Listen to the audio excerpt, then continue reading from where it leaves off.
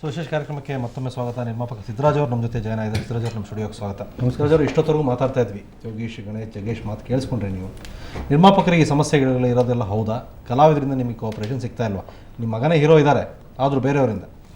ನಾನು ನಿರ್ಮಾಪಕ ಅಂತಾಗಲಿ ಕಲಾವಿದರ ತಂದೆ ಅಂತಾಗಲಿ ನಾನು ಮಾತಾಡ್ತಿಲ್ಲ. ಒಟ್ಟಾರೆ ಹೇಳೋದಾದ್ರೆ ಚಿತ್ರರಂಗ ಪ್ರಾಬ್ಲಮ್ ಇವತ್ತೊಂದಲ್ಲ, ಇದು ವರ್ಷಗಳಿಂದ ಬಂದಿರೋದೇ. ಸಾಲ್ವ್ ಮಾಡೋಕ್ಕೆ ಪ್ರಯತ್ನ ಆಗ್ತಾನೆ ಇದೆ, ಸಾಲ್ವ್ ಮಾಡೋಕ್ಕೆ ಆಗ್ತಾಯಿಲ್ಲ. ಅದು ನಮ್ಮಲ್ಲಿ ಇರುವಂಥ ಸಮಸ್ಯೆ ಬಗೆಹರಿಸ್ಕೊಳ್ಳೋಕ್ಕೆ ನಾವ್ಯಾರು ಒಂದು ಕಡೆ ಸೇರಿದಿರೋದೇ ಇದಕ್ಕೆ ಪ್ರಮುಖ ಕಾರಣ.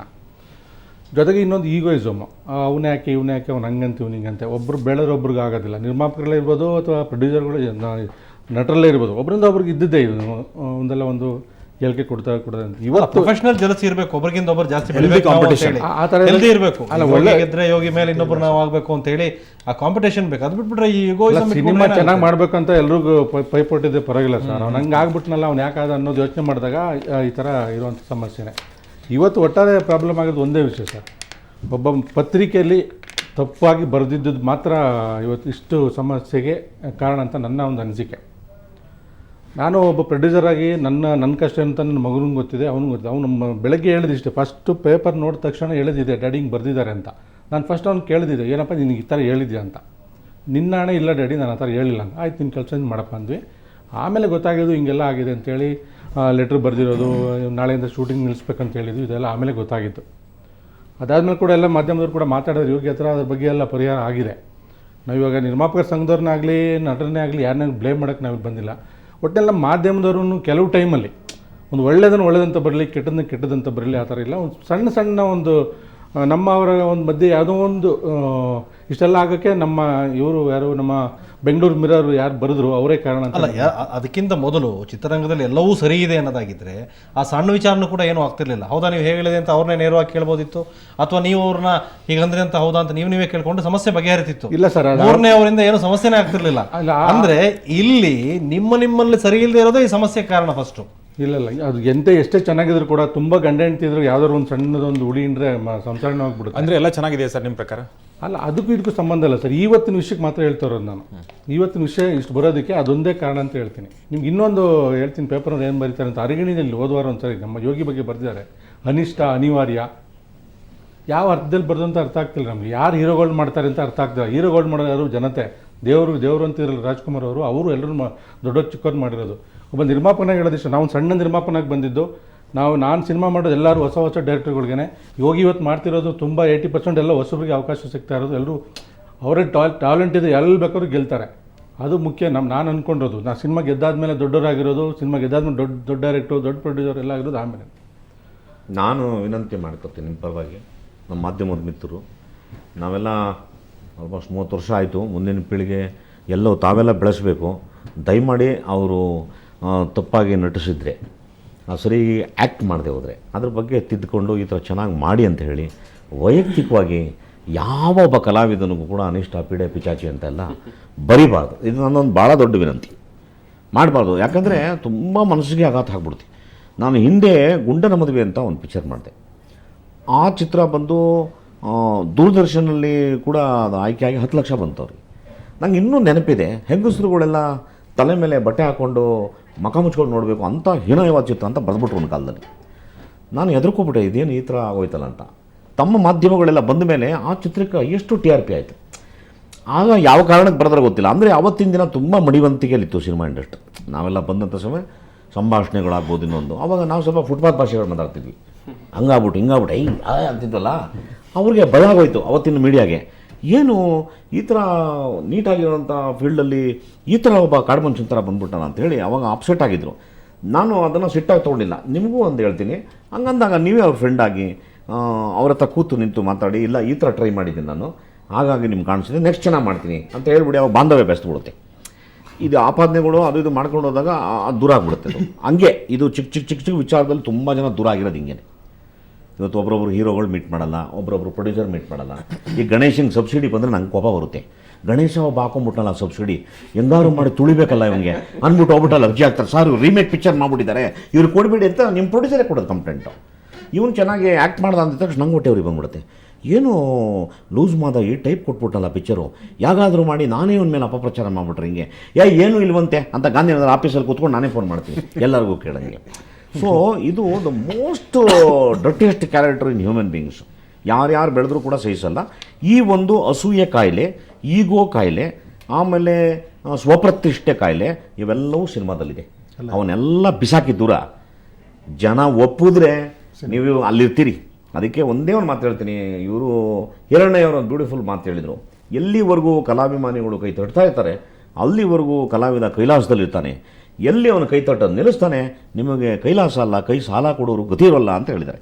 ಹಂಗಾಗಿ ಅವ್ರನ್ನ ಸರಿ ಮಾಡ್ಕೊಳ್ಳೋಂಥ ಕೆಲಸ ಎಲ್ಲ ಹೀರೋಗಳು ಒಂದು ವೇದಿಕೆಗೆ ಬಂದು ನಮ್ಮನ್ನು ತುಂಬ ಪ್ರೀತಿಸಿದ್ದಾರೆ. ಅವರು ಇವತ್ತು ಇಷ್ಟು ಹೀನಾಯವಾದ ಸ್ಥಿತಿ ಕನ್ನಡ ಚಿತ್ರರಂಗಕ್ಕೆ ಬಂದಿದೆ ಅಂದರೂ ಕೂಡ ಅಟ್ಲೀಸ್ಟ್ ಒಂದು 8% ಜನ ಬರ್ತಿದ್ದಾರೆ ನಮ್ಮ ದೇವರುಗಳು.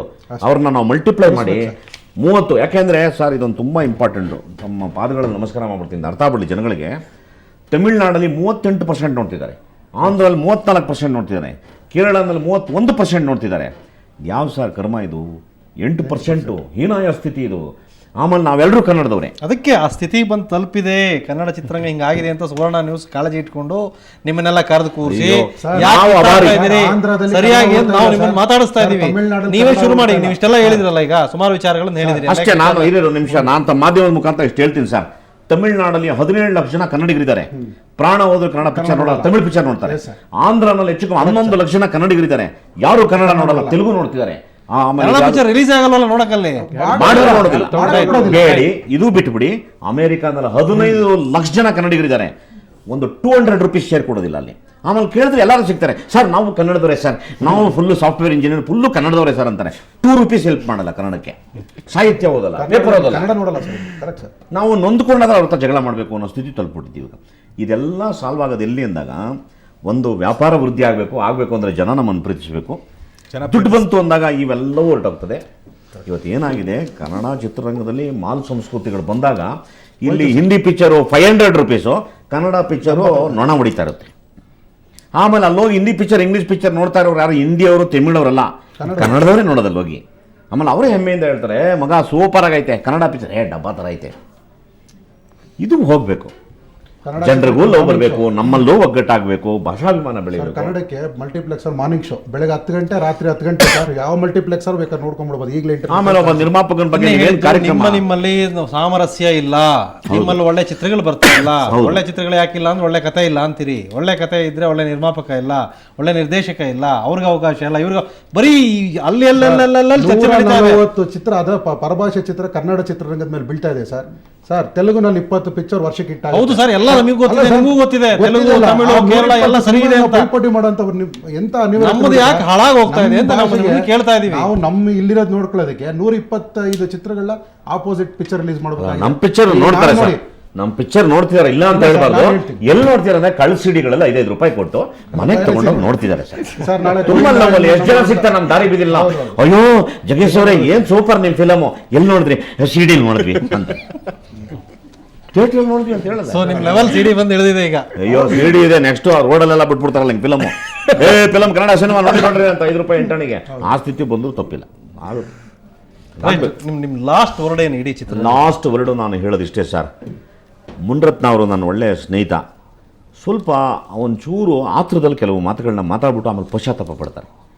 2 ಮಾತಾಡೋದಕ್ಕೆ ಮುಂಚೆ ತುಂಬ ತೂಕ ಮಾಡಿ ಒಂದು ಯೋಚನೆ ಮಾಡಿಬಿಟ್ಟು ಮಾತಾಡೋದು ಒಂದು ಒಳ್ಳೆಯದು. ಆಮೇಲೆ ಆತನಿಗೆ ತುಂಬಾ ಕಾಳಜಿ ಇದೆ ಕನ್ನಡ ಸಿನಿಮಾ ರಂಗ ಬಗ್ಗೆ. ಆಮೇಲೆ ಆತನ ದುಡ್ಡನ್ನ ತಂದು ಖರ್ಚು ಮಾಡಿ ಏನೇನೋ ಸಿಸ್ಟಮ್ಸ್ಗಳನ್ನ ಅಳವಡಿಸ್ತಿದ್ದಾರೆ ಕನ್ನಡ ಇಂಪ್ರೂವ್. ನಿರ್ಮಾಪಕರು ಉಳಿಸೋಕೆ ಏನಾರು ಹೇಳ್ಬೇಕಲ್ಲ, ಅದನ್ನು ಹೇಳಿ. ನಿರ್ಮಾಪಕರು ಉಳಿಸೋದಕ್ಕೆ ಇರೋದು ಒಂದೇ ದಾರಿ ಸರ್, ಈಗೋನ ಬಿಡಿ, ಆತ್ಮೀಯತೆ ಬೆಳೆಸ್ಕೊಳ್ಳಿ, ಒಳ್ಳೆ ಕತೆ ಹುಡುಕಿ, ನೀಟಾಗಿ ಸಿನಿಮಾ ಮಾಡಿ. ನಿಮ್ಗೆ ಯಾರಿಗೂ ಕೋಟಿಗಟ್ಟಲೆ ಮಾಡಿ ಅಂತ ಯಾರೂ ಹೇಳಿಲ್ಲ. ಚೆನ್ನಾಗಿ ಪ್ಲ್ಯಾನ್ ಮಾಡ್ಕೊಂಡು ಸಿನಿಮಾ ಮಾಡಿ, ಕನ್ವಿನ್ಸ್ ಮಾಡಿ ಎಲ್ಲ ಆರ್ಟಿಸ್ಟ್ಗಳಿಗೆ. ಹೀಗಾಗಿದೆ ಇಂಡಸ್ಟ್ರಿ, ನೀವೆಲ್ಲ ಬಂದು ನಮ್ಮ ಜೊತೆ ಸಹಕಾರ ಮಾಡಿ ಅಂತ. ಖಂಡಿತ ಮಾಡ್ತಾರೆ. ಯಾವ ಕಲಾವಿದರು ಕೆಟ್ಟದ್ದು ಬಯಸೋಲ್ಲ, ನಿರ್ಮಾಪಕರು ಅದನ್ನು ಮಾಡ್ತಾರೆ. ಕಲಾವಿದರಿಗೆ ನಾನು ಏನು ಹೇಳೋಕ್ಕೆ ಇಷ್ಟಪಡ್ತೀನಿ ಅಂದರೆ, 2 ಫಿಲಮ್ ಓಡಿದ ತಕ್ಷಣ ನಿಮ್ಮದು ಇಲ್ಲಿ ಬರೋದು ಬೇಡ, ಎಲ್ಲ ಕೆಳಗಡೆನೇ ಇರ್ರಿ. ತುಂಬ ಪ್ರೀತಿಗೆ ಒಂಥರ ಆತ್ಮೀಯತೆ ಬೆಳೆಸ್ಕೊಳ್ಳಿ. ಜಸ್ಟ್ ಒಂದು ಅಣ್ಣ ತಮ್ಮದಿರ ಥರ ಇರ್ರಿ. ರಾಜ್ಕುಮಾರ್ ಅವರು ಅದೇ ಕಳಿಸ್ಕೊಟ್ಟಿದ್ದೆ ಇಂಡಸ್ಟ್ರಿಗೆ. ಒಬ್ಬರು ಕಷ್ಟ ಆದರೆ ಇಡೀ ಗುಂಪು ಬರೋರು. ಅವಾಗ ಯಾರು ಪಂಡ್ರಿಬಾಯಿ ಅವರಾಗಲಿ, ಲೀಲಾವತಿ ಅವರಾಗಲಿ ಎಲ್ಲ ಬರೋರು. ಇವಾಗ ಎಷ್ಟು ಜನ ಬರ್ತಿದ್ದೀರಿ ನೀವು? ನಿಮ್ಮ ಒಬ್ಬ ಕಲಾವಿದನ ಮಗನ ಮದುವೆ ಆದರೂ ಒಬ್ಬರು ಬರೋದಿಲ್ಲ ಅಂತೀರಿ, ಅಥವಾ ಅವ್ರದ್ದು ಯಾರೋ ಸತ್ತೋಗ್ಬಿಟ್ರು ಬರಲ್ಲ ಅಂತೀರಿ. ಏನು ಸಾಧಿಸ್ತಿದ್ದೀರಿ ಎಲ್ಲರೂ? ಯಾಕೆ ನೀವು ನಿಮ್ಮದೇ ಗುಡಿ ಅದು? Thank you Jaggesh, thank you very much. ಒಳ್ಳೆ ಮಾತಾಡಿದ್ರಿ. ಥ್ಯಾಂಕ್ ಯು ಹೋಗಿ ನಮ್ಮ ಜೊತೆ ಇಷ್ಟೊತ್ತು ಬಂದು ಬೋಲ್ಡಾಗಿ ಬಂದು ಮಾತಾಡಿದ್ರಿ. ನೀವು ಅದನ್ನೇನು ರಿಜಿಟ್ ಆಗಿದ್ರೆ ಅಟ್ಲೀಸ್ಟ್ ಇಷ್ಟು ಓಪನ್ ಅಪ್ ಆಗಿದ್ರೆ ಸಾಕು, ಎಲ್ಲವೂ ಸರಿಯಾಗಿ ಒಳ್ಳೇದಾಗಬೇಕು ಅವನು. Thank you very much. Thank you Ganesh, thank you Siddaraj ಅವ್ರ ನಮ್ಮ ಜೊತೆ ಇಷ್ಟೊತ್ತು ಮಾತಾಡಿದ ಧನ್ಯವಾದ. ಇದಿಷ್ಟು ಕನ್ನಡ ಚಿತ್ರರಂಗ ಬಗ್ಗೆನ ಇವತ್ತಿನ ಜುಗಲ್ಬಂದಿ. ಎಲ್ಲವೂ ಸರಿಯಾಗಬೇಕು ಅನ್ನೋದೇ ಸುವರ್ಣ ನ್ಯೂಸ್ ಕಾಳಜಿ. ಎಲ್ಲ ಗಣ್ಯರನ್ನು ಕರೆದು ಮಾತಾಡಿಸಿದ್ವಿ. ಬಹುಶಃ ಇನ್ನೂ ಸರಿಯಾಗುತ್ತೆ ಅನ್ನುವ ಆಶಾವಾದ ನಮ್ಮದು. ಕಾಯ್ತೀವಿ ಯಾವಾಗ ಸರಿಯಾಗುತ್ತೆ ಅಂತ. ಜಗ್ಗೇಶ್ ಅನೇಕ ವಿಚಾರವನ್ನು ಮಾತಾಡಿದ್ದಾರೆ, ಸಲಹೆ ಕೊಟ್ಟಿದ್ದಾರೆ. ಅದು ಕಾರ್ಯರೂಪಕ್ಕೆ ಬರಲಿ ಅನ್ನೋದೇ ನಮ್ಮ ಆಶಯ. ನಾಳೆ ಮತ್ತೆ ಭೇಟಿಯಾಗೋಣ. ಸುದ್ದಿಗಾಗಿ ನೋಡ್ತಾ ಇರಿ ಸುವರ್ಣ ನ್ಯೂಸ್ 24.